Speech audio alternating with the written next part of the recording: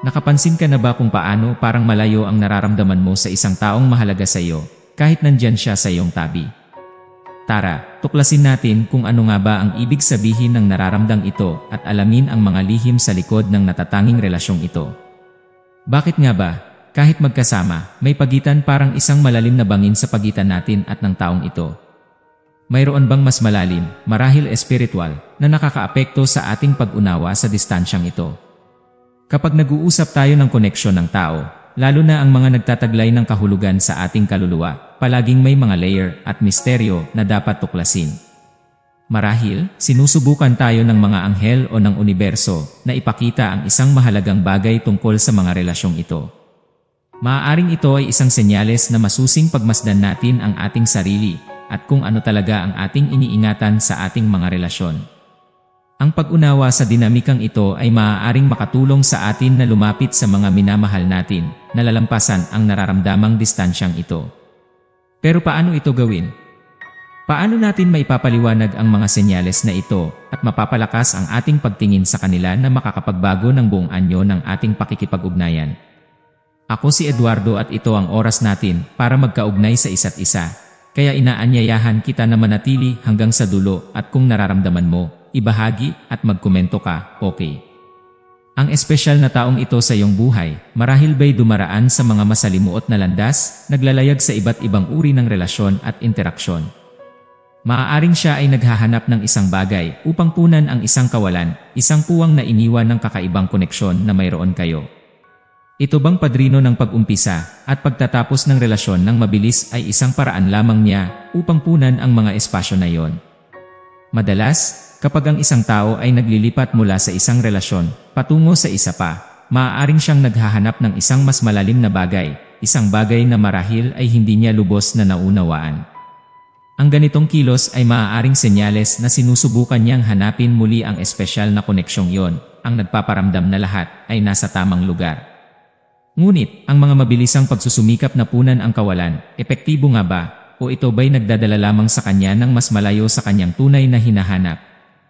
Ang pagninilay-nilay sa bagay na ito ay maaaring magbukas ng mga pintuan sa mas malalim na pag-unawa sa kanyang damdamin at kilos. Marahil, ang kailangan niya talaga ay hindi ang magsimula ng panibagong relasyon pagkatapos ng isa't isa, kundi ang harapin at unawain ang kanyang kawalan. At, sino ang makakaalam, ang paglalakbay na ito ng self-discovery ay maaaring dalhin siya pabalik sa isang mas makabuluhang koneksyon, maaaring muling pagsiklab ng apoy ng espesyal na relasyong ibinabahagi niyo. Paano natin siya matutulungan na makita ito at sundan ang landas na patungo sa mas malalim na paghilom at mas tunay na mga ugnayan? Napansin mo na ba kung paano siya mas nakatutok sa kung ano ang nararamdaman mo kamakailan? Parang bigla na lang, mas matalim ang kanyang intuisyon, pinapayagan siyang maramdaman ang nararamdaman mo, parang may telepatikong koneksyon sa pagitan niyo. Hinuhuli niya ang mga subtil na senyales, nauunawaan ang iyong mga emosyon nang hindi mo kailangang magsalita ng isang salita. Ito ba'y nagpapaisip sa iyo, paano nga ba posible ang ganitong kakaibang koneksyon? Ano ang nagpapangyari upang siya ay makakatanggap ng mga vibrations na ito ng malinaw? Ang pangunawa na ito, ang matalim na sintonya, ay isang bihirang at espesyal na bagay. Pero ang malaking tanong ay, paano natin ito maaaring eksplorahin at palalimin pa ang koneksyong ito? Paano natin ito gagawin upang ang natatanging koneksyon na ito ay lumakas at lumago? Ito ay isang landas ng maraming pagtuklas, at ang lahat ay nagsisimula sa pagsasaad at pagpapahalaga sa kakayahang ito na kahangahangang makipag-ugnay sa napakamalapit at matalim na antas. Sa isang mahabang panahon, siya ay lumayo mula sa landas ng espesyal na koneksyon na ito, nang hindi talaga nauunawaan ang tunay na halaga nito. Ngunit ngayon, may nagbago. Ang kanyang intuisyon ay sumasabog sa isang kahindik-hindik na bilis, dala ang mga panaginip na kasama ka, at isang kakayahang halos agad na maunawaan ang iba't ibang sitwasyon. Parang mas bukas na siya ngayon sa pagtanggap ng mga mensahe mula sa espiritual na mundo, na naranasan ang mga sandaling malalim na koneksyon at pagtatagong yaman. Ang mga senyales na ito, dati marahil ini-ignore o hindi lubos na naintindihan, ngayon ay nagiging mga punto ng liwanag na nagdadala sa kanya sa isang landas ng mas malalim na pagkilala sa sarili at pangunawa sa universo sa paligid niya. Ang tanong na lumutang ay kung paano niya maaaring tahakin ang bagong teritoryo ng espiritual na pagtatanto. Paano niya maipapaliwanag ang mga senyales na ito at maisasama ang mga ito ng mayaman sa kanyang personal na paglalakbay? Kami nagsasalita ng isang proseso ng pagising na lumalampas sa pang-araw-araw, nagbubukas ng mga pinto sa mga dimensyon ng kamalayan na marahil ay hindi niya naisip na posible. Ito'y isang yugto ng malaking pagbabago at paglago kung saan bawat senyal, bawat panaginip, bawat intuisyon ay naglilingkod bilang isang paanyaya na mas masusing tuklasin ang sariling pagkatao at ang nag-uugma na tela na nag-uugma sa atin lahat sa malaking tapis ng pag-iral. Bakit hindi kanya natagpuan noon pa? Marahil, ang sagot ay matatagpuan sa komplikadong kanyang kalikasan. Hindi ka isang tao ng simpleng aspeto. Sa halip, ikaw ay isang halo ng iba't ibang enerhiya, isang nilalang ng maraming dimensyon. Sa iyo, naglalaban ang mainit na pagnanasa, ang di malinaw na pananampalataya, isang matibay na katuwiran, at isang malalim na sensitibidad. Ang iyong enerhiya ay hindi lamang nakakakit, ito ay nakakapayakap, nag-aalok ng isang ligtas na tahanan para sa mga nasa paligid mo. Pero nakita na ba niya ang lahat ng yamang ito na iyong dala sa iyong loob? Ang totoo ay, kung minsan, ang lalim ng ating kalikasan ay maaaring maging napakalawak at komplikado na nagiging hamon ito para sa iba na makilala ang lahat ng nuance ng sino tayo. Marahil ay tumagal siya ng mahaba upang makonect sa iyo dahil natututunan pa lang niyang mag-navigate sa karagatan ng iba't ibang enerhiya na iyong pinagmulan. Ang bawat aspeto mo mula sa pagnanasa hanggang sa sensitibidad ay lumilikha ng isang natatanging tapis na nangangailangan ng oras at disposisyon upang tunay na mahalin at maintindihan. Ngayon, sa harap ng paggising ng kanyang intuisyon at pag-unlad ng espiritual na koneksyon, maaaring magsimula siyang tingnan ka ng may mga bagong mata. Habang lumalaki ang kanyang pangunawa, nagsisimula siyang kilalanin at pahalagahan ang kahalumigmigan at kagandahan ng iba't ibang layer na bumubuo sa iyong pagkatao. Ito ay isang proseso ng pagtuklasan sa isa't isa, kung saan pareho kayo ay may pagkakataon na masusing i-explore ang kaharian ng inyong mga kaluluwa, natutunan hindi lamang ang tungkol sa kahalumigmigan ng isa't isa, kundi pati na rin ang yaman na naninirahan sa loob ng kanilang sarili. Marahil ay hinanap niya sa ibang mga yakap ang eksklusibo mong kanya, sumasabak sa mga pansamantalang relasyon na may layunin na punan ang isang puwang na, sa totoo lang, ikaw lamang ang nag-uuwian. Gayunpaman, may natitirang hadlang, nananatili siyang layo, kahit na nararamdaman ang malakas na koneksyon. Siya'y natatakot sa iyo, isang takot na hindi nararamdaman sa sinuman pa. Ang takot na ito ay maaaring maging isang salamin ng lakas ng kanyang nararamdaman sa iyo. Ang iyong presensya, puno ng isang natatanging at kaakit-akit na enerhiya, maaaring sabayang nakakatukso at nakakatakot. Para sa kanya, ikaw ay nangangahulugang pagsalunga sa mga di kilalang lugar, isang imbitasyon na i-explore ang mga kahihinatnan ng damdamin at espiritual na hindi niya marahil na nasubukan dati. Ang kanyang takot, sa makatuwid, ay hindi kinakatakutan ka, kundi ang hindi kilala, ang kahinaan na kaakibat ng isang koneksyong napakahusay. Ang pagiging kakaiba ng iyong alok, ang kombinasyon ng pagnanasa, pagtataguyod, katuwiran, at sensitibidad, ay isang bagay na hindi madaling mahanap. Maaring napagtanto niya na, sa kanyang paghahanap para dito sa iba, siya ay tanging lumalayo lamang sa tunay na pinagmumulan ng koneksyon at pangunawa na kanyang hinahanap. Ang takot, sa kontekstong ito, ay nagiging isang harang na nagpapakita na siya ay hindi makakalapit, ngunit ito rin ay isang senyales na ang inyong kanilang pag-aari ay bihirang matagpuan at mahalaga. Ang susi para malampasan ang takot na ito ay maaaring nasa bukas na pakikipag-usap at pagtitiyaga.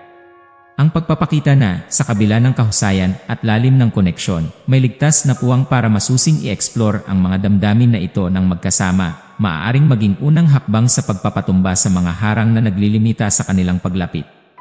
Sa huli, sa pamamagitan ng kahinaan, ay nabubuo ang pinakamalalim na koneksyon, at marahil, sa oras at pangunawa, maaaring maunawaan niya na ang takot ay lamang ang kabilang bahagi ng ginto ng oportunidad para sa isang pagmamahal at koneksyon na tunay na malalim.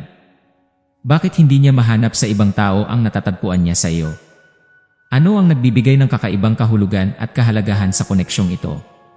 Ikaw ay parang isang nagliliyab na apoy, lubusang nagpapasok sa iyong mga layunin, gumagalaw ng may perpektong halong pagnanasa, balanse, at katarungan. Ang iyong katapatan at sensitibilidad ay nagbibigay ng walang katulad na kahinlayan, habang ang iyong natatanging paraan ng pagtingin sa buhay ay nakakabighani at nakakatukso. Ang misteryo na ito ay maaaring masaliksik sa pag-unawa sa kahalagahan ng iyong kakaibang pagkakakilanlan.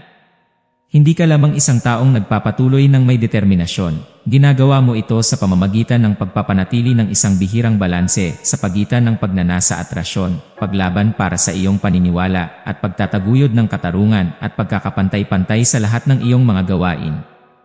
Ang iyong katapatan ay hindi bulag, kundi maingat na pinili, batay sa mga malalim na halaga, at isang pang-intuitibong pag-unawa sa mga tao sa iyong paligid.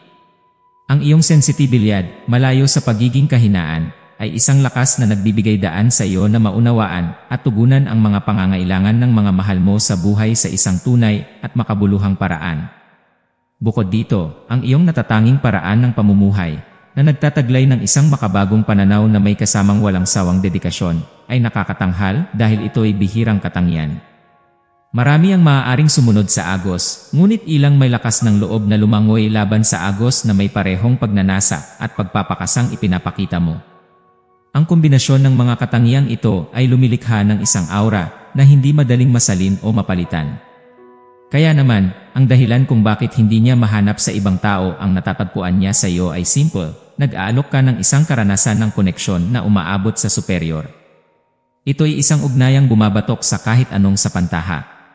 Ito ay isang koneksyon na tumatama sa kahoy ng iyong kaluluwa, umaakit sa kanya na lumago, buksan ang sarili sa bagong bagay, at balikan ang mga emosyonal at espiritual na kaharian na marahil ay hindi niya alam na umiiral.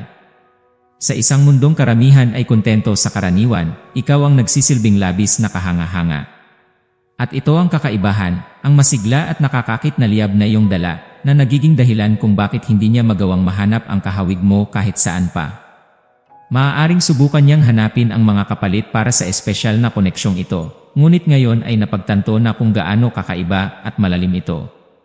Pagkatapos maglaan ng oras at pagsusumikap sa mga direksyon na hindi tama, natutuklasan niya na imposibleng takasan ang alaala mo. Kahit nakasama ang ibang tao, tila laging nariyan ang iyong presensya, markado sa kanyang mga iniisip, mga panaginip, at kahit na sa mga senyales na ipinadadala ng universo. Ang patuloy na pagpapaalala sa kanya sa iyo, kahit sa mga di inaasahang sitwasyon, ay nagsasalita ng malalim na mensahe tungkol sa epekto mo sa kanyang buhay. Ito ay hindi lamang tungkol sa pagnanasa o paghuhumikayat sa nakaraan, ito ay isang patunay na ang koneksyong iniuukit niyo ay umaabot sa labas ng pisikal, nakakabuo sa emosyonal at espiritual na aspeto. Parang kahit na saan siya naroroon o kahit na kanino siya kasama, isang bahagi ng iyo ang laging sumasama sa kanya, nakakaimpluwensya sa kanyang mga karanasan at mga desisyon. Ang pangyayaring ito ay maaaring nakakapagtaka, ngunit may kasamang malalim na kahulugan.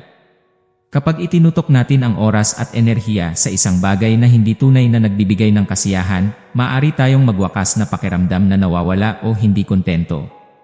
Sa kanyang kaso, ang patuloy na pagpapaalaala sa iyo ay isang malinaw na senyales na ang kanilang iniuukit ay kahanga-hanga. Hindi katakataka na, kahit subukan man niya, hindi niya kayang mahanap sa sinuman ang kahalumigmigan at lakas ng koneksyon na mayroon siya sa iyo. Bukod dito, ang katunayan na ikaw ay laging naroroon sa kanyang mga iniisip, panaginip, at mga senyales ng universo ay maaaring tingnan bilang isang tawag sa kanya na muling suriin ang kanyang mga pagpili at suriin kung ano ang tunay na mahalaga. Marahil ay ito ay isang senyales na oras na para harapin ang kanyang mga takot at bigyan ng pagkakataon ang sarili na masusing i-explore ang mas malalim na koneksyong ito.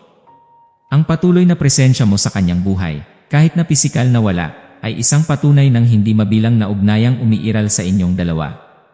Ito ay isang paalala na, sa kabila ng mga pagsusubok na magsanay ng iba, may mga koneksyon na hindi mapipalitan at nagdudulot ng lakas at bukas na puso para salungguhitan ang mga ito ng may tapang at bukas ang isipan. Ngayon, siya ay hinaharap ang kanyang mga emosyon ng harap-harapan at nauunawaan na ang pagsusumikap na hanapin ka sa ibang tao ay nagiging isang paraan lamang ng distraksyon. Ang kanyang intuwisyon ay nag-iisa sa kanya, pabalik sa iyo, nagpapahayag sa kanya na ang ideya ng paghihiwalay ay hindi kundi isang ilusyon. Gayunpaman, tila mayroong bagay na humahadlang para maging ganap ang koneksyong ito. Maaring ito ay takot na lumapit pa, na ipakita ang kanyang sarili at ipakita ang kanyang kahinaan. Ang sandaling ito ng introspeksyon ay napakahalaga. Ito'y naglalantad ng isang paglalakbay sa loob para sa mga sagot, isang pagnanais na maunawaan ang sariling mga damdamin at ang mga dahilan sa likod ng pagsusubok na ito. Ang takot sa kahinaan ay isang karaniwang balakid, ngunit ito rin ay isang pintuan papunta sa mas malalim at mas makabuluhang koneksyon. Ang kahinaan ay ang nagpapahayag sa ating pagiging tao, nagbibigay daan sa isang tunay na koneksyon sa iba. Gayunpaman, ang pagtanggap nito ay nangangailangan ng tapang at ng pagiging handang harapin ang hindi kilala. Ang intuisyon niya, na nagiging parang kumpas, ay nagpapahiwatig na ang landas patungo sa iyo ay hindi lamang ninanais, kundi kinakailangan. Ang pangunawa na ang paghihiwalay ay isang ilusyon ay nagpapahiwatig ng mas malalim na pag-unawa na, sa ilalim ng isang antas, hindi kayo tunay na naghihiwalay. Ang koneksyong ito ay lampas sa mga pisikal at temporal na barayad, naninirahan sa isang espasyo kung saan ang puso at kaluluwa ay nagtatagpo, anuman ang mga panlabas na kalagayan. Ngunit, ang takot na buksan ang sarili at maging mahina ay maaaring maging nakakaparalisa. Ang takot na ito madalas na nagmumula sa mga nakaraang karanasan ng kirot o pangungutya na nagdadala sa pagtatayo ng mga hindi nakikitang pader na mahirap buwagin. Ang ideya ng pagpapakita ng kahinaan, ng pag-expose sa posibleng sugat ay maaaring nakakatakot. Ngunit ito ay eksaktong sa kahinaang ito matatagpuan ang tunay na lakas, pati na rin ang kakayahang maranasan ang pag-ibig at koneksyon sa kanilang pinakapuring anyo at pinakamatindi. Siya, ngayon sa isang sandaling pag-iisa, ay nababalot sa isang malalim na paghahanap sa kanyang sariling kalooban, umaabot sa pag-unawa ng tunay na intensidad ng koneksyong kanilang iniugma. Ikaw ay naging isang mahikal na bahagi sa kanyang buhay, ngunit ang takot at ang kakulangan sa unang pangunawa ay una siyang pinaglayo. Sa kasalukuyan, siya ay nasa paghahanap ng katotohanan, hinaharap ang kanyang sariling paglalakbay sa espiritual na may determinasyon. Para maging isang makatotohanang realidad ang koneksyong ito, ang pagpapatawad ay lumalabas bilang isang mahalagang bahagi. Ang pagpapatawad sa mga nagdaang pagkakamali, ang mga aksyon ng biglaan, at ang mga pagsusubok na palitan ang tunay na hindi mapapantayang kahalaga sa pagitan niyo. Malinaw na mayroong isang pagpili na dapat gawin sa pagitan ng walang hanggang pagmamahalan at ng kondisyonal na pag-ibig, at pareho nilang kailangang harapin ang landas ng paggaling upang palakasin at lumago ang unyon na ito. Kung ikaw ay nakaka-relate sa mensaheng ito, huwag mag-atubiling ibahagi ang iyong mga karanasan. Nararamdaman mo at kinikilala mo ba ang lalim ng kakaibang koneksyong ito? Tandaan, ito ay lamang ang simula ng isang paglalakbay na nangako na magiging liwanag at transformative. I-type, hindi kayo matatakot sa koneksyong akyo. Ibubukas kayo, aking sarili, ipagkakalati, sarili, na maging masaya. Ang tunay na koneksyon ay nangangailangan ng tapang upang harapin ang sariling takot, ng pagsasakripisyo, para magpatawad, at ng kahandaang buksan ang puso upang maglakbay ng magkasama sa landas ng paggaling. Ito ang landas patungo sa pagdiskubre ng buong potensyal ng kung ano ang maaaring maging kayo sa isa't isa. Ito ay isang imbitasyon na mag-reflect tungkol sa kalikasan ng mga koneksyon ng tao at ang lakas na matatagpuan sa pagpapatawad at kahinaan. Sa pagbahagi ng iyong mga kwento, hindi lang kayo naghihilom, kundi nagbibigay rin kayo ng ilaw at pag-asa sa iba na maaaring nakakaranas ng kahawig na sitwasyon. Tandaan, bawat hakbang patungo sa pag-ibig at pangunawa ay isang hakbang patungo sa tunay na kahulugan ng pagiging konektado sa isa't isa sa isang malalim at makabuluhang antas.